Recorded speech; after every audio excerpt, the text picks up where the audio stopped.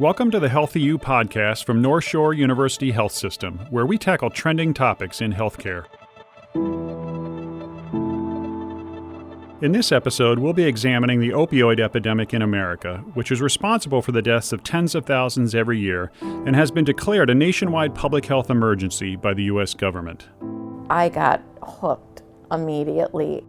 You unconsciously believe that you're going to die without that.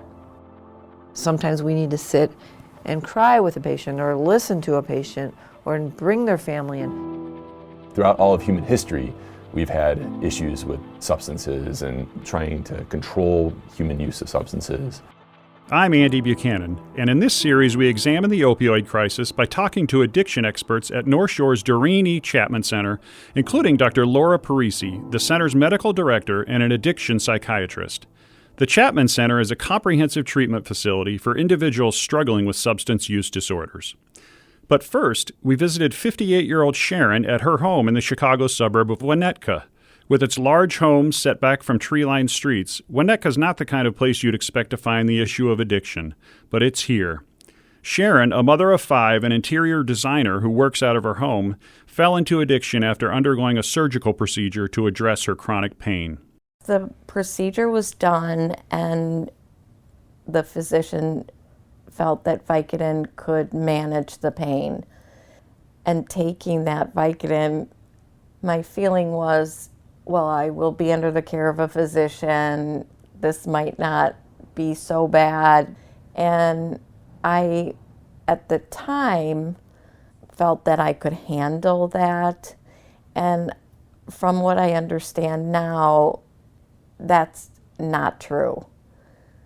Opiates are a very, very strong drug in any form and can change your brain chemistry immediately.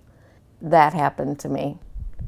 Within those first days, the feeling of euphoria and feeling like I could attack anything, and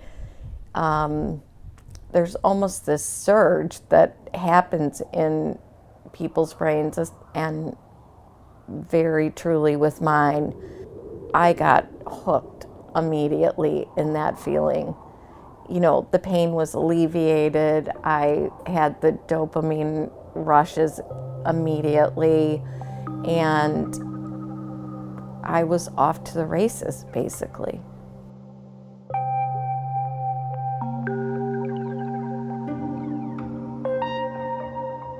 For a while, I did take the prescribed amount until I didn't.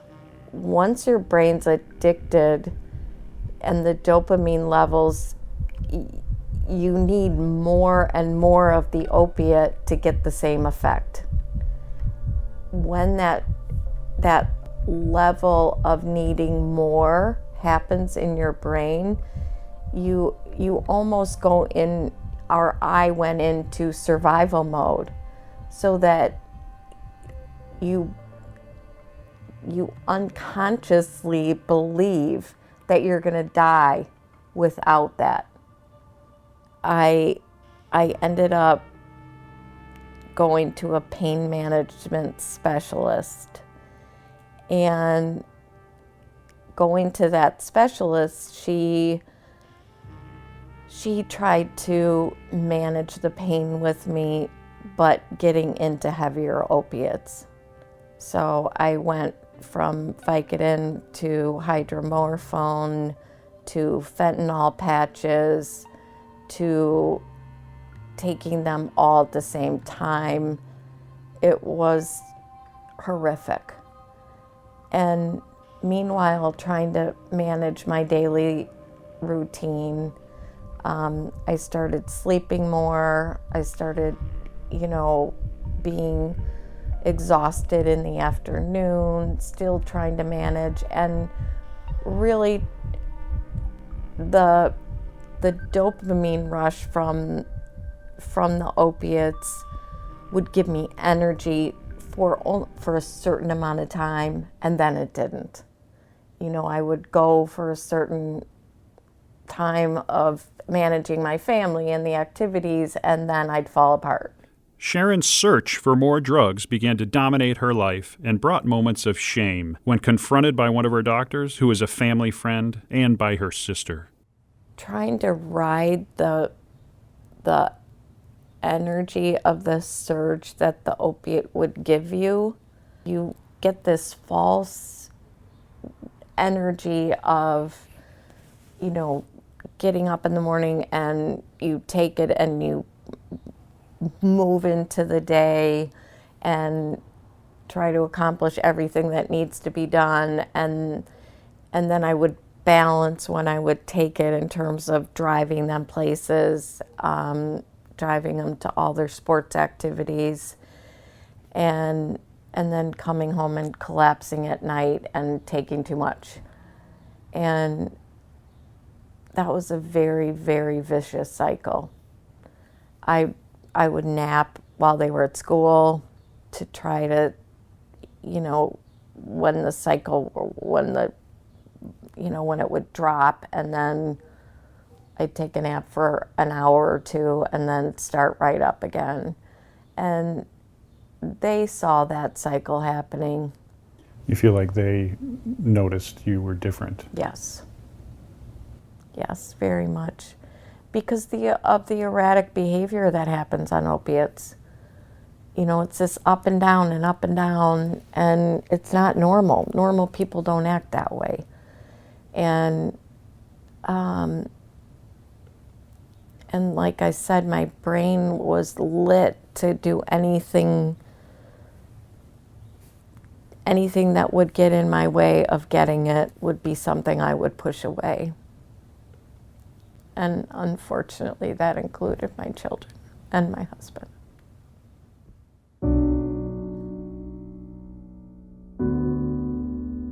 Your whole 24 hours is all your thought process around getting that substance. So you'll count your pills, you'll figure out how many days you have, you figure out what hour you can take it according to your schedule, you figure out how to potentially get more than the doctor prescribed or get it a little early. You go into a doctor for something completely different, like a back problem. Then you know your stash, so to speak. I know that's, a funny word, but you protect it at all costs. And so in that survival mode, it's the only thing you can think about. And it's a horrific place to be. I have a bad back. All 7 of us in our family have a bad back. My dad had one. He was 6'5". We're all tall. So that's been in my family and my genetics. And so, this is hard. So I have a doctor for my back who knows that I have 2 herniated discs. They go out periodically. He's put me on steroid pack before for that, but also given me Vicodin. And some physicians are smart enough to spot an addict, and he called me out the last time that I went to him and brought up the history chart and what I had taken. And,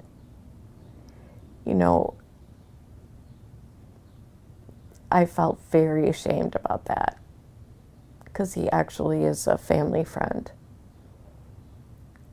And this all culminated to it's about 5 years ago. My sister invited me on a sailboat to Spain. It was a 2-week trip.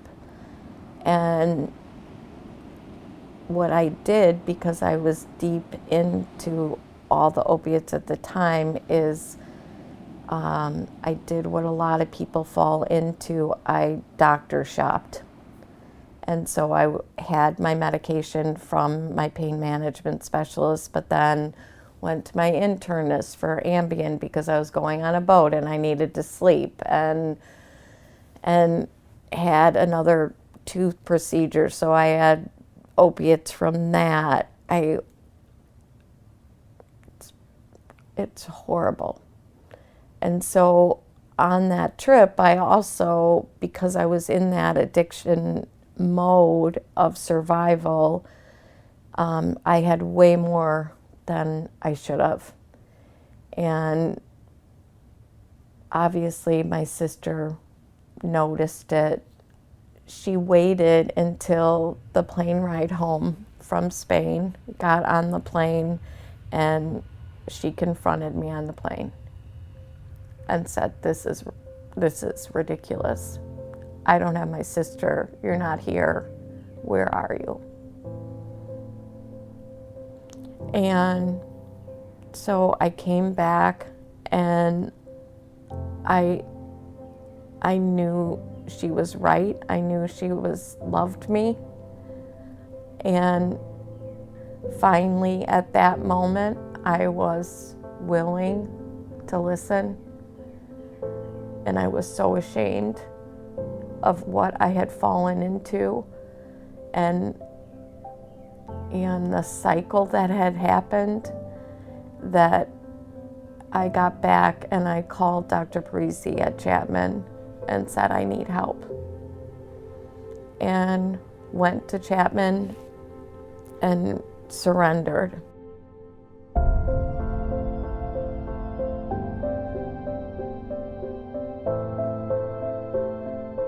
Tune into the next episode as Sharon talks about her journey to recovery, and we speak to the addiction experts at NorthShore's Chapman Center about the treatment process and what they're seeing on the front lines of the opioid epidemic.